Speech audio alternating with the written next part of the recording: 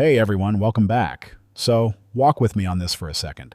Have you been into a gun shop lately and just felt like something was off? Ammo is cheaper than we've seen it in years, but the shelves are loaded. I'm talking stacks of 9mm, mountains of 223, just sitting there collecting dust. It's got me scratching my head. For years, all we did was pray for prices to drop. Now that they have, it seems like nobody's buying. What is going on? All right.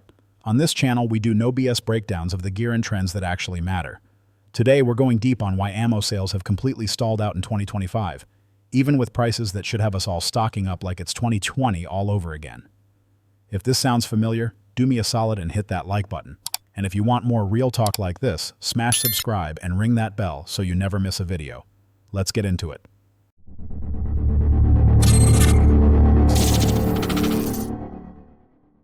So picture this.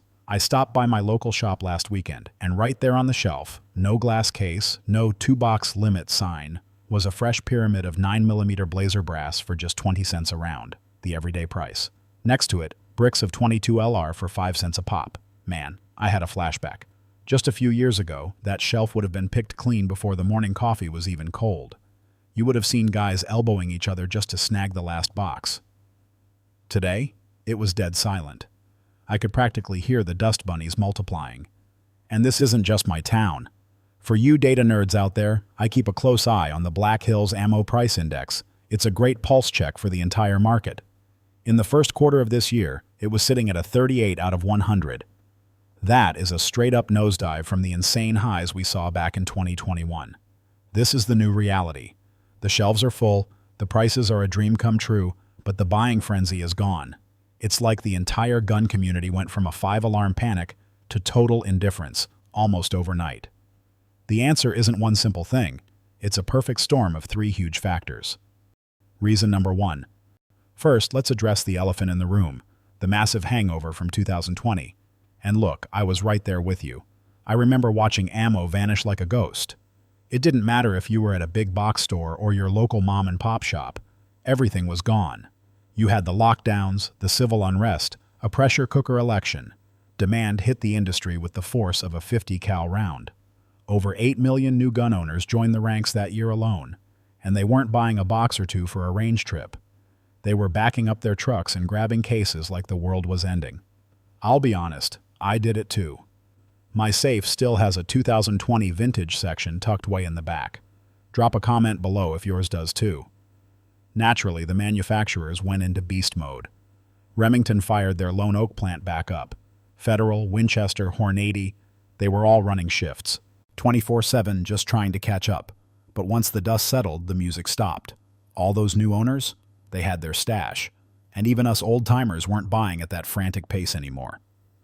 What started as endless back orders quickly flipped. Suddenly, warehouses were literally bursting at the seams with unsold inventory. The boom went bust. And now, in 2025, production is still miles ahead of demand, and the entire industry is trying to figure out what to do next. Reason number 2. But having too much supply is only half the story. The bigger, more painful reason is that, let's face it, we're all getting hammered by the economy. Go to your local range on a Tuesday afternoon. It's quieter than a suppressed 22. You see fewer lanes open, hear fewer shots echoing off the walls. And the guys who are there will all tell you the same thing. Money is tight. Sure, 9mm for 20 cents a round sounds incredible. But when your grocery bill just went up another 10%, or the check engine light on your truck comes on, a day at the range suddenly feels like a luxury you can't afford. The numbers back this up. National credit card debt just screamed past $1 trillion. That isn't some abstract number on the news. That's us. That's the real reason the ammo counters are so quiet.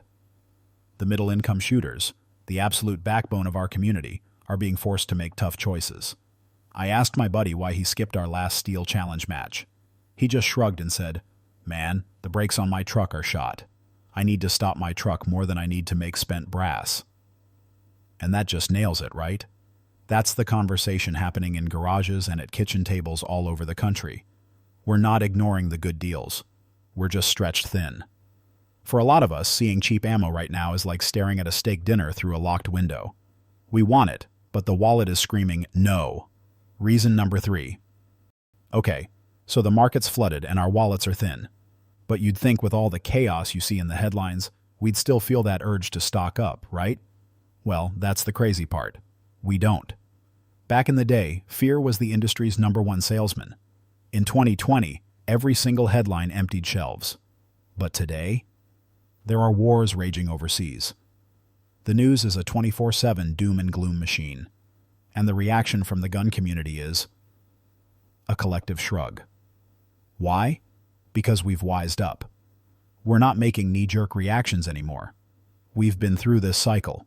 We've seen this movie before. The old buy it now or regret it later playbook is broken because we can look with our own eyes and see that the supply chains are fine. The shelves are staying stocked. That frantic, edge-of-your-seat urgency is gone. My buddy who runs a shop told me he braced for a tidal wave when the war in Ukraine kicked off. He got a trickle. Same thing with conflicts in the Middle East. People just kept on walking by the ammo aisle. This is a massive mindset shift. Fear just doesn't work on us like it used to. On one hand, that's a fantastic thing. We're not being manipulated by hype. But on the other hand, it means the industry can't just rely on the next crisis to drive sales. So that's the problem. But here's the good news.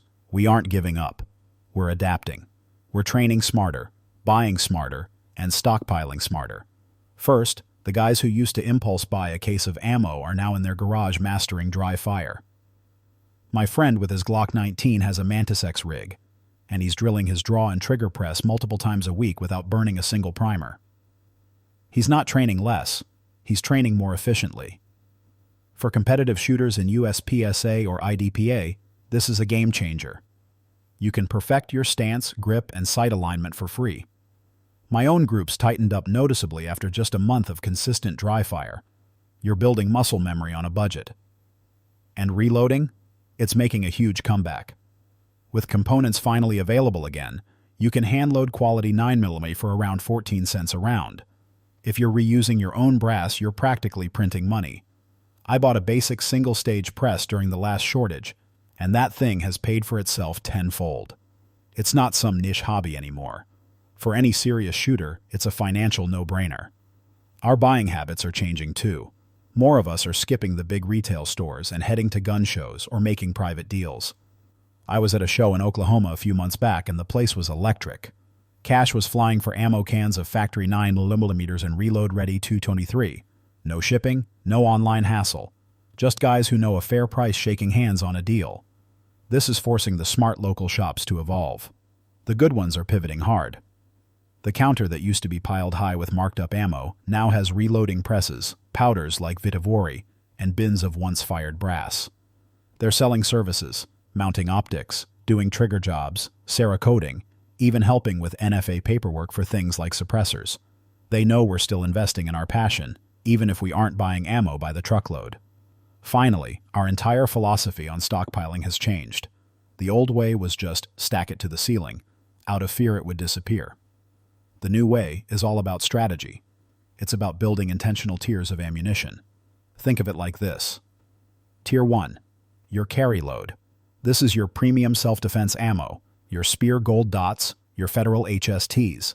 Maybe a few hundred rounds of high-quality jacketed hollow points that you've personally function tested in your carry gun. This is your go-to ammo, always ready. Tier 2. Your training stock. This is your workhorse full metal jacket ammo. Your Blazer, your PMC, your S&B. A couple thousand rounds so you can hit the range, take a class, or run a match without worrying about running out. Tier 3. Your long-term stash. This is your SHTF reserve. This is the stuff you buy with a plan.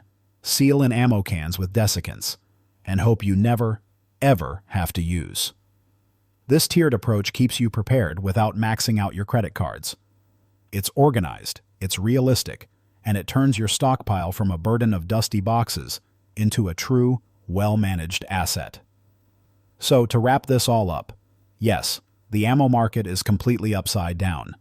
But that silence at the ammo counter isn't apathy, it's adaptation. Inflation is hitting us hard. Budgets are tight. And the old fear-based sales tactics just don't work on a community that's been there and done that. We're responding by becoming better, more disciplined shooters. We're mastering dry fire. We're getting into reloading. We're hunting for deals face-to-face at gun shows. We're building smart, layered stockpiles instead of just hoarding out of panic. Our culture is maturing. We're becoming more focused, more disciplined, and ultimately, more resilient. In 2025, it's not about who has the biggest pile of ammo anymore. It's about being the smartest, most capable shooter you can be.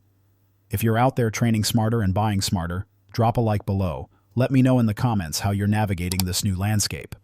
And please subscribe to the channel for more straight talk on guns, gear, and tactics. Stay safe out there.